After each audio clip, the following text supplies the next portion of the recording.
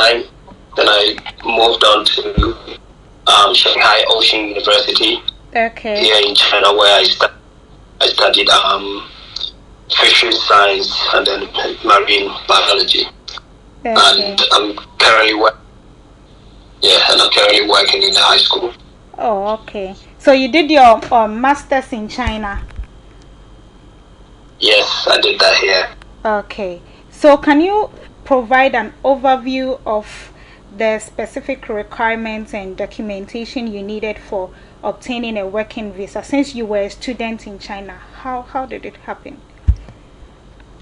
I guess you're going straight into business, but I like that because sometimes I don't like to cut corners. Just want to go straight. So thanks for hitting on the head. I will say that being a student and then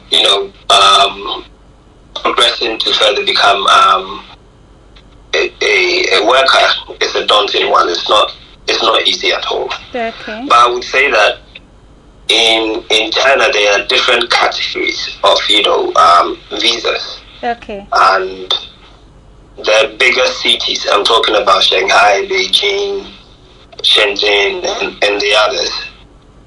Even though we have one, China law, but the individual cities also have, certain laws that, guide their own administration. And so I would say, based off of that, once I was done, I had an opportunity, once again, through networking with people, and I'm saying networking because it's very important. And I want people to underline that word, networking. It's not just like just applying to schools and then I just got a call. I would say that I applied to so many schools, but once again, how things are done here, sometimes if you have connections with people and there is an availability or an opening somewhere, because you have those connections, they know that you have the credentials for that particular role, then they can get in contact with you and then hopefully you get that chance. So for me, it's pretty much something like that. And falling under a particular visa category that allowed me to be able to have this opportunity of working here. And like I said, Shanghai have their own criteria when it comes to visa regulations. And that's why I'm here. Thank you. Okay, thank you very much for sharing that with us. Let me move to only doctor with us, Dr. Nelson. Hello, Francisca. Hi, Doc. Could you also share your academic journey with us and how you were able to transition to a worker? Okay, thank you very much. For me, I also started from Ghana, just as Gilbert said. We are Ghanaian, so basically we started our academic journey from Ghana. I had my master's from the University of Ghana and then came into China, Jiangsu University for my PhD program. I finished, and like everyone would want it, if you don't have anything doing back home, you would want to secure something to make a little financial gains before going back home to start life and then live on your own there or find a profession back home. So after my PhD program and based on communication with people, I realized there is this opportunity of enrolling on a postdoctoral fellowship, and that was the opportunity I had, and then I made use of it. So I went through the application process, and then here I am today to share my experience. Thank you very much. All right, thank you. Okay, let me move to Miss Tracy to also share her academic journey with us. Hi, Miss Tracy. Hi, Frances. Thank you very much for the opportunity. So I also started in Ghana. I had my high school education in Ghana National College. Okay. We are probably known as yes. And there I studied general science. So in my final year, we had some people come talk to us about study in China. Okay. Honestly, I was a bit because I hadn't traveled before. So I discussed this with my elder sister and my brother, and they were like, "Oh, why don't you give it a try?" So we tried, we did the application, and everything was successful. Honestly, I left Ghana at the age of 17. Oh, wow. I was very young, my parents. So it was a mixed feeling. I was going to miss dad. I was going to miss mom. Yeah. So I came to China, had my first degree at China's Three Gorgeous University in Yichang. Okay. And yes, that was where I had my first degree.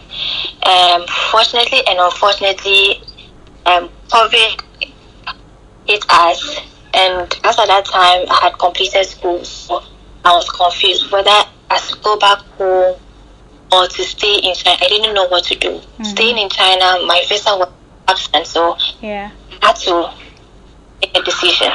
So I was like, okay, let me challenge myself and do this.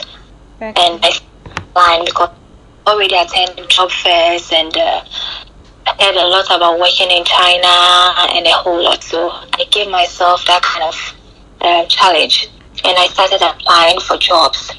It wasn't easy because I'm a first degree holder. Mm-hmm. You know, in China they have this kind of here and there. So I tried severally. As at when all hope was lost, we had this opportunity, and the work offered to do all the working visa and everything so that I'll be legal to work in China.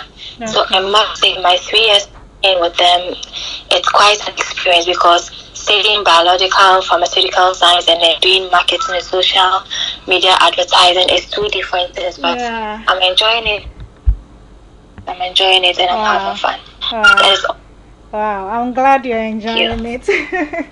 Okay, so talking about the visa process, can you take us through the type of documentation you needed to get, and talking about a professional like you, what are the specific visa requirements and documentation that is needed? Because I'm a fresh graduate, and then in Shenzhen, you can apply for the C category or the B category because that one is a little bit easier for fresh graduate. So I applied for the C, and then later after 2 years, I upgraded to B. So for the C, they actually need your passport, a copy of your passport, the higher education certificate, that is your graduation certificate, both in English and in Chinese. A criminal record. Your school is going to provide you one, or the city you're in, you can go to the police station to apply for one. You can also and then they need a medical report from the city's entry and exit, the photo receipts. I think you get that when you go and take the picture. They give you a receipt for that. And then your phone number and email. This is the individual one I know. For the employers one, my employers did it, so I don't know much about it. So this is the only thing that you need. So if you have a 2 years working experience proof, you can use that, or you can use an HE online verification form. You can do that to get a notification for your certificate. You can attach that one and you're good to go. That is for category B or category C. I don't know about others. I know about the marketing and the sales industry. I don't know for the teachers and others. Oh, okay. So the category C and B is for the industry, right? Yeah, those who do foreign trade, those who do sales and marketing, those who do yes, in this industry, not other industry, like in this business sector. Okay. So how was the process? Was it easy after getting all the documents? Actually, I thought it was going to be tedious and stressful, but it was like It was, yes, it was swift. And I at least expected like it's going to be this easy. My process took about a month. Some people's own take about 20 days, 15 working days, and then you're good to go. If all your employer's documents are in touch, just there and there, like the process is smooth. Okay. Wow. Thank you very much, Miss Tracy, for sharing that with us. Dr. John, I'm coming to you again. So for postdoc, what are the specific documents you need to prepare to apply for a working visa? And for you, being a student, transitioning to from student visa to working visa, what are some of the documents you needed to get? Okay, thank you once again. So just as Lynette said, immediately graduation sets in, you start jubilating, and then after graduation, you start thinking about your reality after school. So that was what happened. Immediately I graduated, I got to know that I have less than or approximately 1 month to pack my baggage and everything and leave. So I needed an alternative route to survive. So I turned in to apply for a tourist visa. I applied for that to be able to stay back and work around things on getting a job and finding something to do around. So with that, I had a 1 month extra stay in China. Okay. From there, I started the postdoctoral process, and then I went online. That you don't need to go to anyone specifically. The only thing you do is you find someone who has an idea about postdoctoral processing, and then he gives you the link to be able to log in and start the application process. You will also be required to have a supervisor. Without a supervisor, it will be quite difficult. And the processing is basically in Chinese. Okay. So if you get a supervisor, he will then now get you an assistant.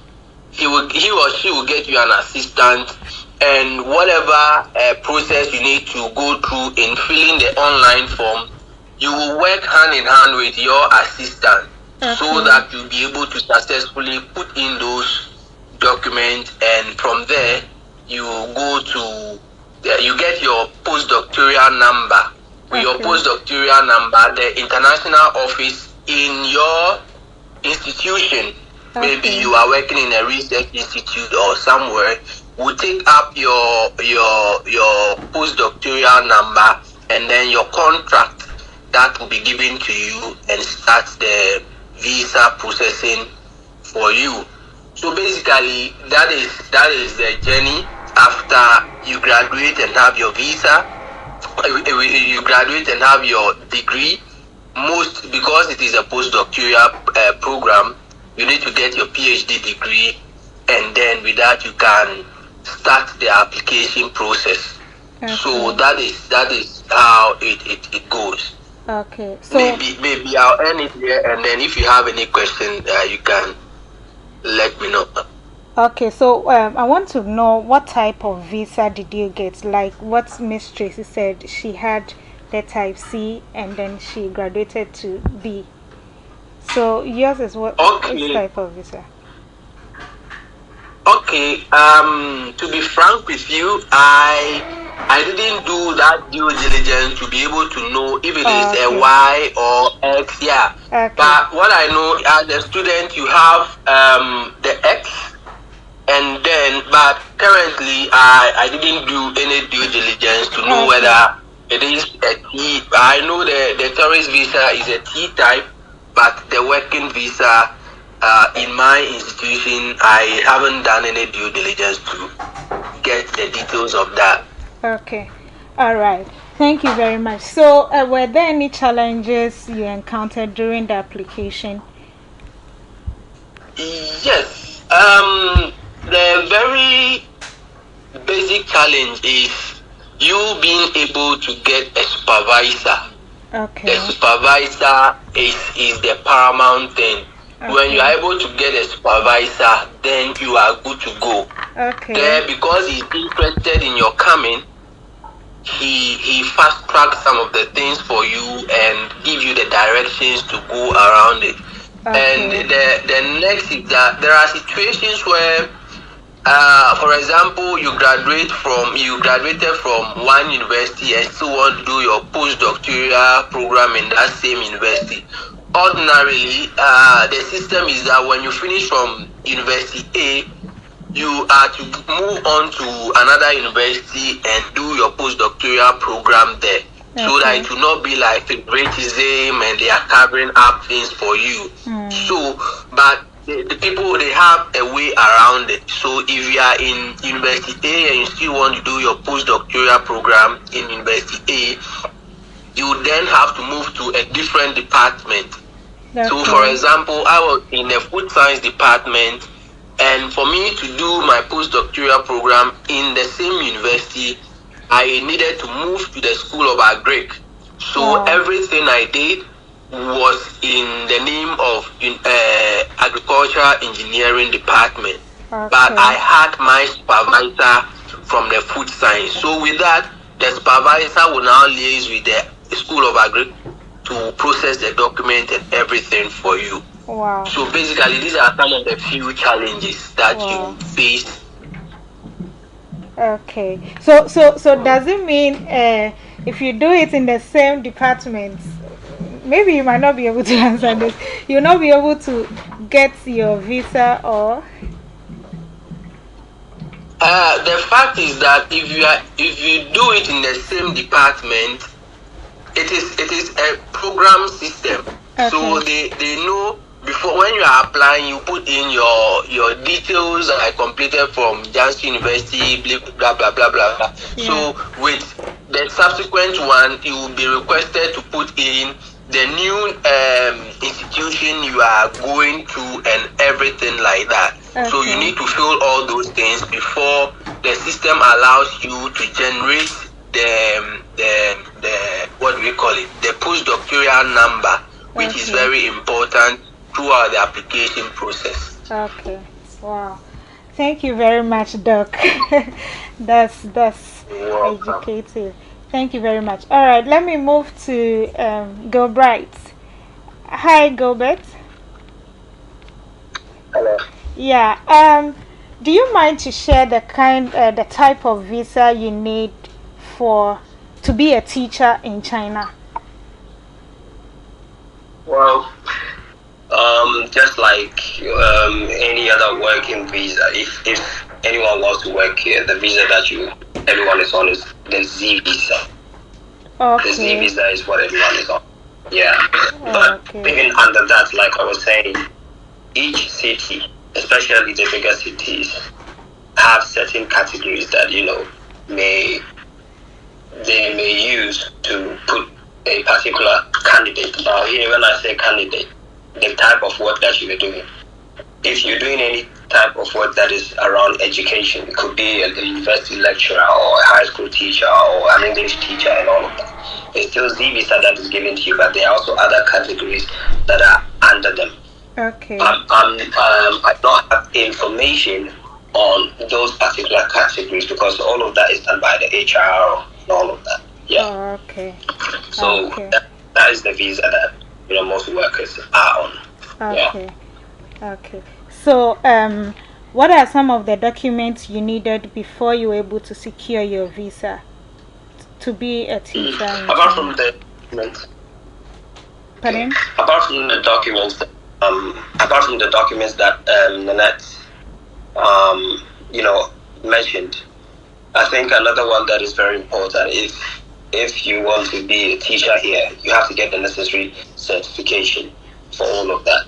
If you want to be an English teacher, you have to know you should have the TEFLs or the TOEFLs and all of that because that's a requirement. Even with that, to be an English teacher here, we all know the term native speakers, right? So there is that. But then for some schools, they may have some special privileges for that and they can work that out for you. And if you want to be a subject teacher, like I said, you should have necessary certification. So you should have like a teacher certificate and all of that. Yeah. Okay. And all the documents that you are provided, be it from Ghana or you made those documents or you had those certifications whilst you were here, they need to be notarized and authenticated. Very important. They need to be notarized and authenticated. Okay. Authentication can come from your country. Authentication can come from your home country. So it means that since you've been here, let's say you've lived here for 3 years, 5 years, 2 years, regardless of the number of years, you can contact the Ghana embassy, and they can tell you exactly what to do. Or you can send your documents back home and get them authenticated or notarized and authenticated. Okay. And then ship them here. Wow. Send them to your HR. Okay. Take everything. Yeah. Okay. Wow. Thank you very much. Dr. Nelson and Miss Tracy, did you also have to go through this to authenticate your documents before you were able to secure the visa? Let me begin with Dr. Nelson. Okay, so for us, we didn't go through that authentication and notarization. Okay. It was along the process. After everything was done and I started working, that a colleague said she's going to notarize a document, probably not for postdoctoral program, maybe live after China or something. Okay. So I also thought of it that it would be advisable maybe I also do it ahead of time before leaving the country, because most of their certificates are in Chinese and you have to do that before you leave the country. So that is what I'll say on my side. Okay. Wow. Yes. If I can come in quickly, sorry. Just like Dr. Nelson said, yeah, I want to add that if you went to school here, then that particular component of the certificate that you're using, if you went to school here, then you don't need to go through that notarization, because then it wouldn't make a lot of sense. So you are here, you're working here, right? Okay. But if you're using a certificate in your home country, then that's when you need to go through that challenge. I'm sorry, that channel. Again, Dr. Nelson, when he started, talking, he has said something about when you realize that you're about to graduate and you have to think about what next for you. Sometimes when you get through that, and when you get to that season, it can be very, very challenging. One, on your physical health. Mm-hmm. So I would say that anybody that has the dream or the plan to work here in China after school, they need to plan this in advance. Okay. Plan this in advance, at least 6 months before your graduation. Okay. Yes, that's why. So that you don't go through that kind of stress. I went through that, and rightly, like Dr. Nelson said, he also went through that. So, just a caution to everyone. Wow. Yeah. Wow. Thank you for sharing that with us. Thank you very much, Go Bright. Miss Tracy, did you also have to authenticate your documents? Since mine was Chinese documents, everything was provided by the school. I didn't have any problem with that. They just took what their what the Chinese people provided. So I didn't go through that process. So I don't know much about that. Okay. All right. Thank you very much for sharing that with us. We will go for a quick break. When we come back, we'll continue the show. But before we go, let me remind you that the 3rd edition of NUGS-CHINA magazine is out. And the theme for the magazine is Sankofa. In fact, I really love the name of the magazine, Sankofa. Sankofa, in its literal meaning, it means go back and retrieve it.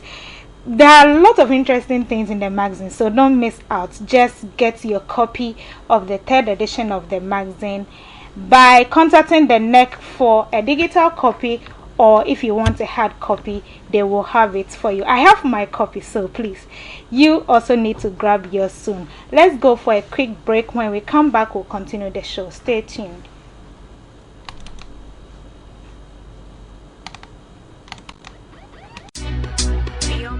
Ago Granafo, we believe you've been enjoying our series of programs on NUGS-CHINA Radio. Another riveting program is here and it's called NUGS-CHINA and You.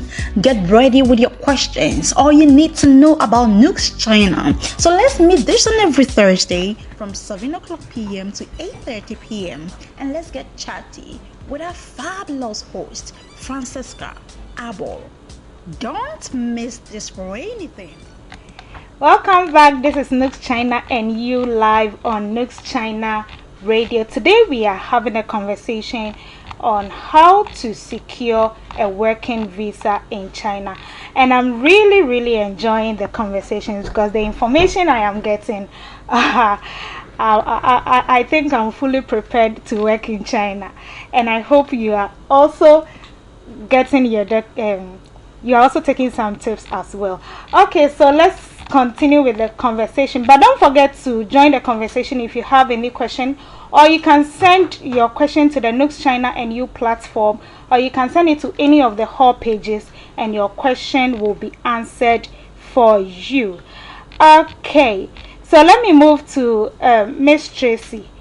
Hello, Miss Tracy. Hello, please, I'm listening. Okay. So, did your employer or the company you work for, did they support you during the visa application process? Yeah, they did. They really helped me. Okay. So from your perspective, how has holding a working visa influenced your career growth and your opportunities within the industry sector in China? Please, can you repeat yourself? I didn't hear you. I said, how has holding a working visa influenced your career growth and opportunities within the industry sector in China? Okay, so holding a visa made me ready for the job, like the market. Since legitimate companies only prefer like working with foreigners with the right working visa, it also made me feel a little bit safe and law-abiding. It taught me a lot of things too, like from meeting new people from China and all over the world, visiting places in other countries, and the craft of business in general. So I learned a lot. It helped me a lot. Okay. So, do you have any advice for professionals who are considering to transition from another country, maybe from Ghana, to work in China? What advice would you give to them in terms of preparing for the visa application process? Okay, so I would advise they first secure a job with legit and registered companies that have all the right documentation, because it's important. And okay, acquiring a working visa, working with right immigration agents, they have to make sure they have all necessary documents. Like your documents you should have everything. And then also, most importantly, talk to your employer when you don't know or have any idea about the process. China is one of the, let me say, leading countries in the global market. So I would encourage everyone. Okay. All right. Thank you very much. Let me move to Dr. Nelson. Hi, Doc. Hello, Francisca. Please, any advice for your fellow researchers, PhD students who would want to transition to postdoc? Any advice or any tips that you want them to know? Okay, so what I would want to say is that we need to make that decision as early as we can. Okay. So that it will not be too late for us.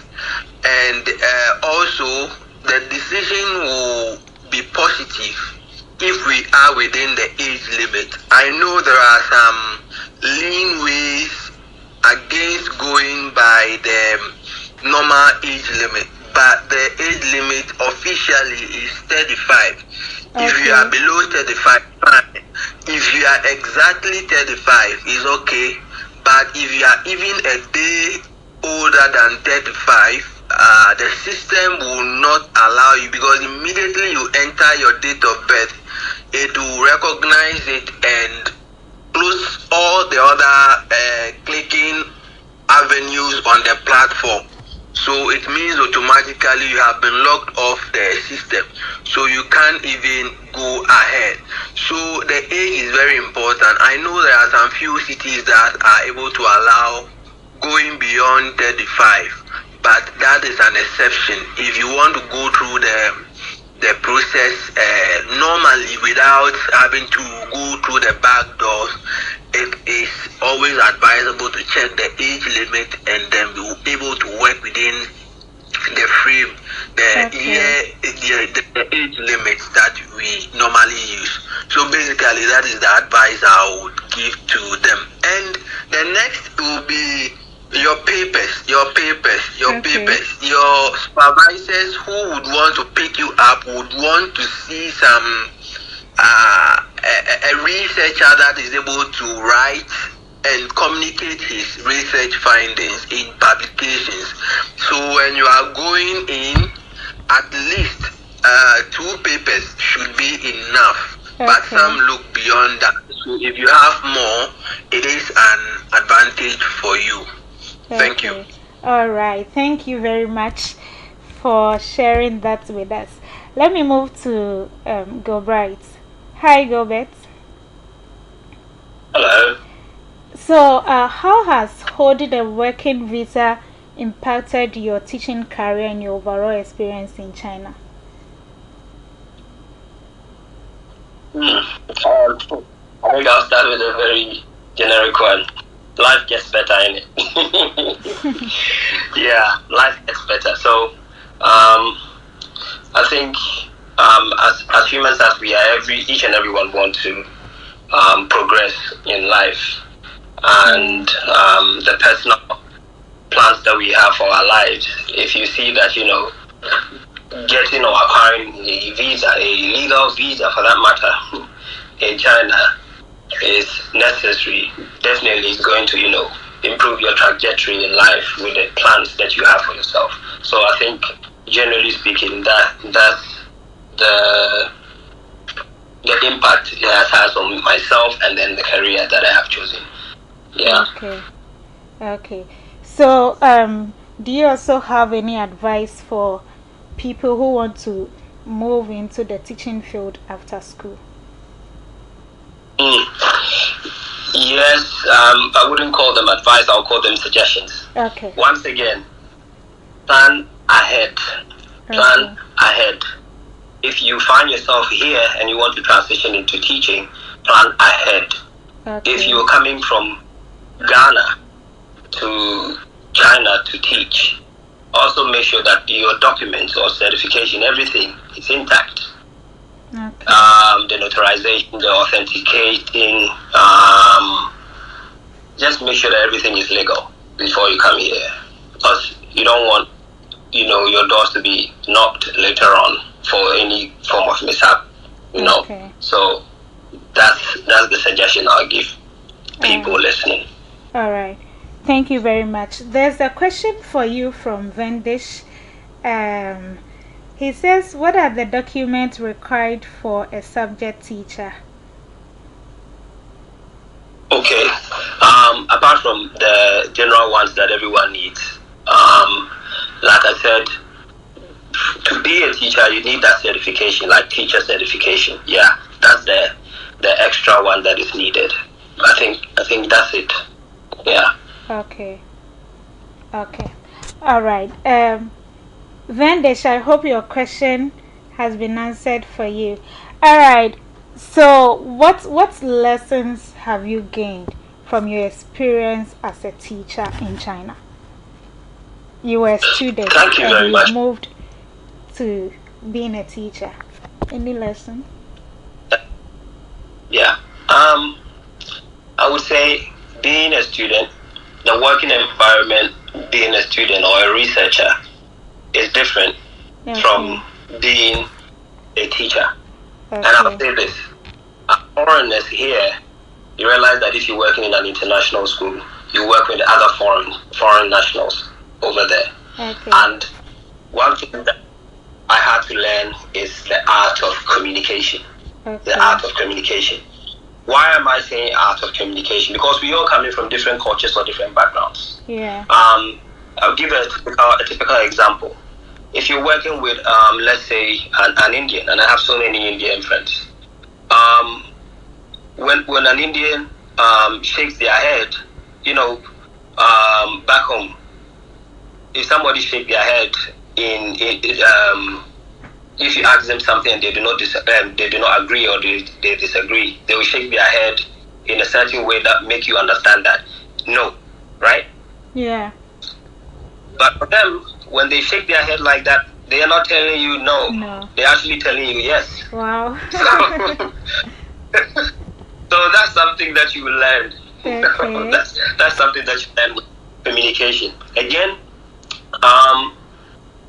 you should know how to tolerate others. Okay. The way some people may be communicating to you, you may think that they're trying to be rude, but that's not the case. Okay. You learn firsthand here that in Ghana, everything that we say, and this is, like a teaser. They tease us all the time here. I mean, being a Ghanaian in my office, everything you say, please, please, please, please, please. And some of them call me, please, please, please, please. Yeah. So be mindful of that. Okay. Yeah, because what they hear whenever you say please is more like you try to beg for something, but actually that's not you. That's your culture. Yeah. That's how we've been raised. Yeah. So you explain that to them, they'll be like, So sometimes you have to learn how to, cut down on the please and just hit what you're trying to do. So yeah, the art of communication is very, very important. Okay. And being tolerant, being open-minded, accepting to agree to disagree. Yeah, all these are, things that I've learned working here. And again, you may think that you probably learned Introduction to China in school, but the real introduction to China is when you are outside. Oh, wow. You realize that things that you don't know about China. It's not everything that you know from the schools. It's actually, for want of a better word, on the streets. Wow. Yeah, that's very, very. So just be open-minded and do not judge anybody, aimlessly. Yeah. Okay. Wow. Thank you very much, Goldbright, for that. Let me move on to Dr. Nelson. Hello, Doc. Hello, Francisca. Please, can you share with us how holding a working visa has impacted your work and your research work as well? Okay, so having a working visa, at least it gives you that confidence that, okay, now I'm a worker, and after work, there is something that comes at the end of the month.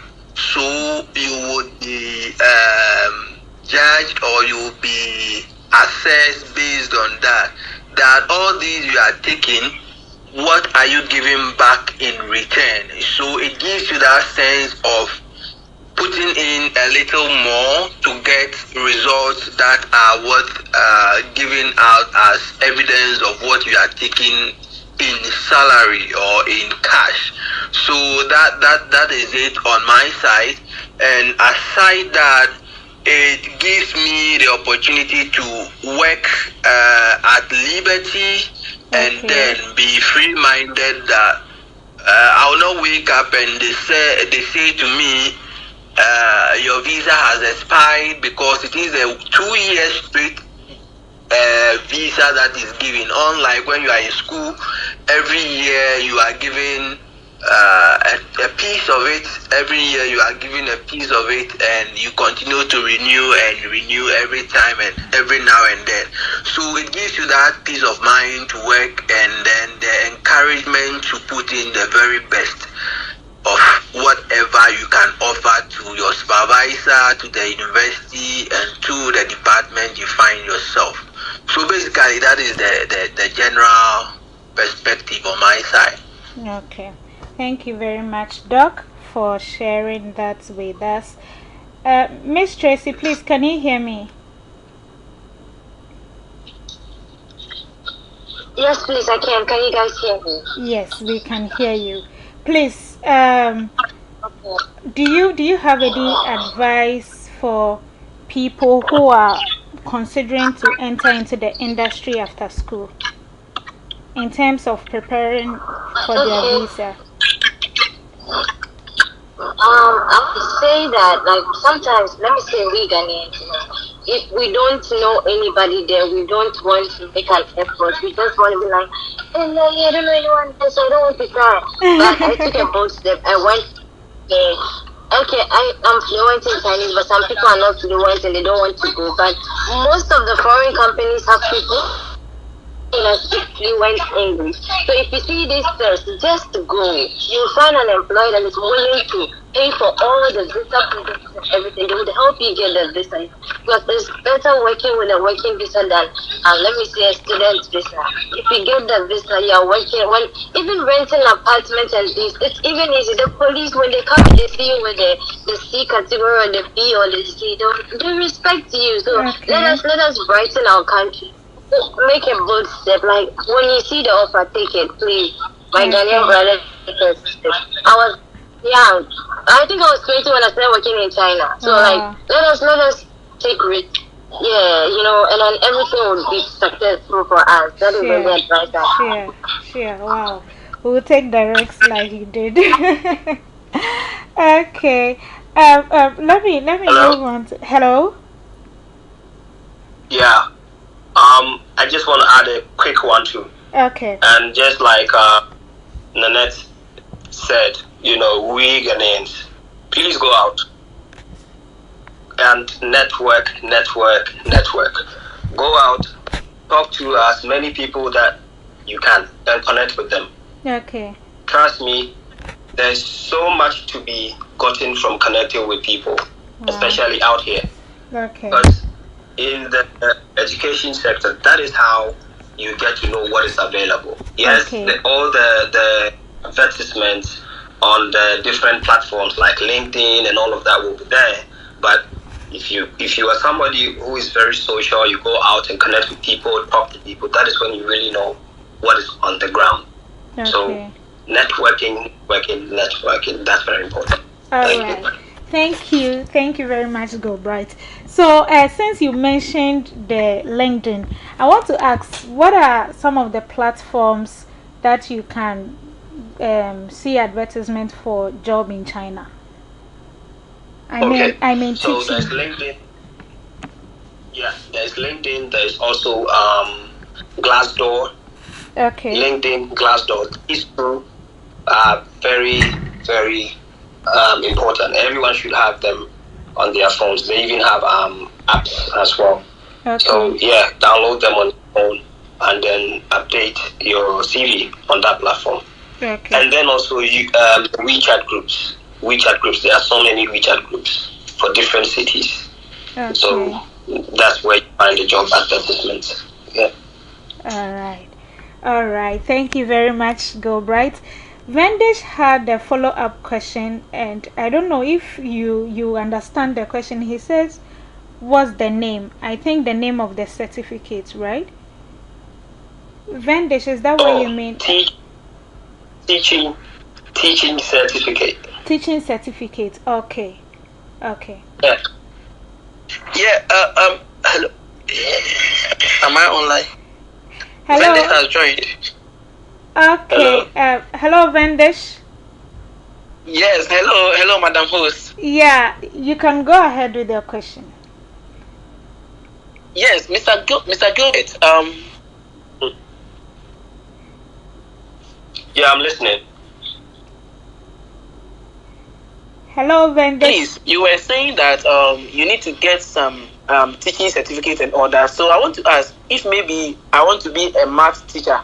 Hello, can you hear me? Yes, we can hear you. Yes, go ahead. Network. Hello.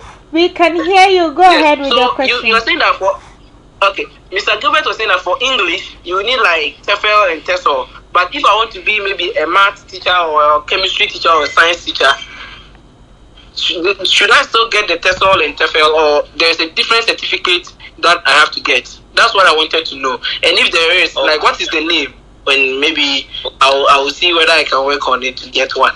Okay. Think there is a general teacher certificate. Like if you're coming from Ghana, you can get it from the Teachers Council. There's a general teacher certificate from there.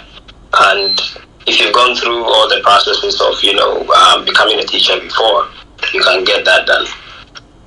However, in my case, I didn't have to get the TEFL or the TOEFL, I didn't have to get that. Because I'm not going in to teach English as a subject. I'm not going there to teach English as a subject. If you're going there to teach English, then those certificates are required. Those certificates are required. Yeah, but a general teacher's certificate is required. Yes, and it depends on where you get it from too. Let's say if you're getting what is called PGCE. PGCE, that is purely British. So PGCE, that's postgraduate certificate in education, you can get that. Or if you have a master's in education, you can use that as well. Yeah. Oh, okay. I now understand. Thank you so much. All right, thank you very much, Vendish, for your question. We have another person on the call. Please, you can go ahead with your question if you have any.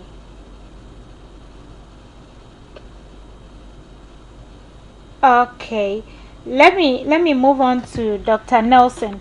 Hello, Dr. Nelson. Hello. Can you share with us any platform where people can get opportunities for feedback? Okay. Hello. Let me move on to Dr. Nelson. Hello, Dr. Nelson. Hello. I hope you can hear me. Hello. Yeah, I can hear you. Yeah, I'm Israel Solomon, and I have a question here. Okay. My question is, as far as the new, undergraduate students that we have just started, my course is International Trade and Economics, and looking at this course, I might be looking at maybe teaching courses related to economics or any business related courses, or either finding any sales job or any office jobs. So for this kind of opportunities, when we talk about the teaching side, if I'm going to teach any course under economics and it's supposed to be taught in English, for the certification, I don't know if we have someone here with that experience or someone who have been in this field, so he can give me some. So maybe he can just enlighten me on this. That's my question. Okay. Gilbert, please, you can handle for him, right? Okay, yeah, I'm going to try to attempt. Okay. But like I was saying, if it's teaching that you're going in for, you should try as much as possible to have a teaching license or a teaching certificate. A teaching certificate can be even in education. It's a master's in education, or you can go through a 1-year program for PGCE, postgraduate certificate in education. That is usually from British schools. Yeah, there is even a school here in China, in Ningbo, that you can apply to, and then they can help you in securing that. I think it usually takes about a year. So with that, it's also very specific on the subject that you want to teach. So once you get to the part where you need to be certified, then they will give you that certification based off of what you want to teach. So be it economics, be it biology, be it chemistry, be it English, it's written boldly on that certificate that you get. Yeah. Thank you. Okay. Thank you very much, Robert. Please, Israel, are you okay with that? Yeah. He said one way. I think for Mr. Gilbert, maybe we are all trying to speak out our questions so others can benefit. That's why I'm trying to still stress it. Other than that, I will go straight to him and just get a physical connection and ask him. But I'm going to do that later. Yeah. So okay, that's enough for this. And if I have any other question, I think I will ask it as we keep going. All right. Thank you very much for calling. All right. Okay. Doc, so I asked the question before we had the caller in. Please, any avenue for postdoc opportunities? I mean, is there any platform where people can get postdoc opportunities? Yes, just as Gilbright said, LinkedIn and then other job platforms online can help. But in China here, there are a few of them that I know, WeChat groups that I can share the code, and then maybe whoever is interested can join. Okay. They advertise a lot of postdoctoral openings there. Okay. And I didn't get mine from there because I had mine as an easy go from my school here, so I didn't really look at that. But I'm on that platform, and day in, day out, they advertise a lot of universities who are looking for postdoctoral candidates. So maybe I'll share the QR code later on in the group so that whoever is interested can join and seek for opportunities. Okay, thank you very much, Doc. All right, because of our time, we'll bring our program to a close. But before we do that, our guest, please, I'll take your final words. So let me begin with Miss Nanette. Hello, Miss Nanette. Sorry. Before you go ahead. Hello, Israel. Please, do you have a follow-up question? Yeah, one more question before we end it. Okay. Please make it brief because our time is up. Sure, okay. My question is, for us undergraduates, is it advisable right after graduation or even some months before graduation looking up to job opportunities, or after maybe masters? Which one is more suitable? Wow. Please, who I would rather... Because for me, I have even started looking for internships from all angles from my third year. Okay. So I just want to know. Okay. Yeah, I think like I said earlier, it depends on your personal plan. If you want to go into teaching or if you want to go into industry like Nanette, she's working with a first degree, right? So it's all about planning in advance. Like you rightly said, you started looking for internships and all of that. You're trying to, situate yourself in that environment so that, you can meet all the necessary links or networks or connections to put you in that position. So that's very, very important. You need to start way in advance. I don't think it's more like getting your master's or your first degree. That is the issue here. I think you planning for that.